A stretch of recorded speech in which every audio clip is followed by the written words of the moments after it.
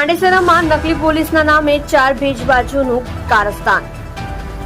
પાંડેસરામાં આવેલ Gujarat housing board Jalaramnagar B550ની ઘટના।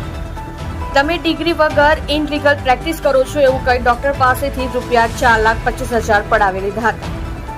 Civil હોસ્પિટલના પૂર્વ ડોક્ટર જીતેન્દ્ર પટેલ સાથે થઈ છેતરપિંડી। ચારેય ગત અઠવાડિયે ડોક્ટરોને 2 તમાચા મારી મોબાઈલમાંથી બેંક બેલેન્સ ચેક કર્યું હતું। 2 બેંકના સેલ્સના ચેક લખાવી લઈ પૈસા ઉપાડી લીધા। જો કે સમગ્ર ઘટનામાં ડોક્ટર જેમને ક્લિનિક ભાડે આપવાના હતા તેમની સંડોવણી બહાર આવી। સમગ્ર મામલે પાંડેસરા પોલીસે હાલ હર્ષિત દિહોરા, હિતેશ પટેલ, ધ્રુવાંગ અને રાજેન્દ્ર ઉર્ફ સાઈન વાજા સવનૂરની અટકાયત કરી છે અને આગળની વધુ તપાસ હાથ ધરી છે।